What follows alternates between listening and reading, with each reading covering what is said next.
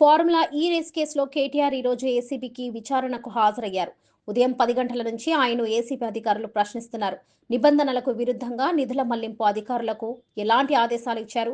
తదితర ప్రశ్నలను కేటీఆర్ను ఏసీబీ అధికారులు అడుగుతున్నట్లు తెలుస్తుంది. విశ్వసనీయ వర్గాల ప్రకారం ఈ కింది ప్రశ్నలను ఏసీబీ అధికారులు కేటీఆర్ను అడుగుతున్నట్లు సమాచారం. 1. త్రైపాక్షిక ఒప్పందం ఎప్పుడు జరిగింది? 2. ఎన్ని సీజన్స్‌కి ఒప్పందం కుదుర్చుకున్నారు? 3. ఈ ఒప్పందం ప్రకారం ప్రభుత్వం బాధ్యత ఏంటి? 4.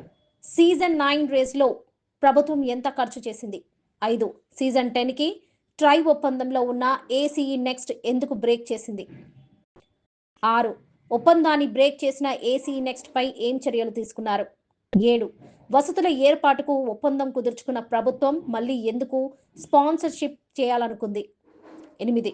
లాస్ వచ్చిందని ఆ కంపెనీ వెనక్కి వెళ్ళిందంటే ఒప్పందం ప్రకారం ప్రభుత్వం ఆ బాధ్యతలు తీసుకోవాల్సిందుందా? 9. ఆ కంపెనీ ఒప్పందం బ్రేక్ చేసింది అని మీకెలా తెలిసింది? 10. హెచ్ఎండిఏ ప్రిన్సిపల్ సెక్రటరీకి డబ్బులు విడుదల చేయమని ఎవరు చెప్పారు? 11. కేవలం మౌఖికంగా ఆదేశించారా? 12. ఎలక్షన్ కోడ్ అమల్లో ఉండగా ఇలా డబ్బులు విడుదల చేయడం తప్పు కదా? 13. హెచ్ఎండిఏ ప్రకారం 10 కోట్ల వరకే లావాదేవీలు చేయాల్సి ఉండగా ఇంత పెద్ద మొత్తంలో ఎలా చేశారు? 14. ఎన్నిసార్లు నిధుల విడుదల చేశారు? 15. సీజన్ 10 ఒప్పందం ఎప్పుడు జరిగింది? 16. మొత్తం నిర్వహణ ప్రభుత్వం భరిస్తుందని ఒప్పందం చేసుకున్నారా? 17. హెచ్ఎండిఏ చైర్మన్గా ముఖ్యమంత్రి పర్మిషన్ తీసుకున్నారా? 18. నిధుల విడుదలకు కేబినెట్ మీటింగ్ జరిగిందా? 19. ఆర్థిక శాఖ అనుమతులున్నాయా? 20. నోట్ ఫైల్స్ మీద సంతకం మీరే చేశారా? 21. నిధుల బదిలీలపై కేసీఆర్తో చర్చించారా?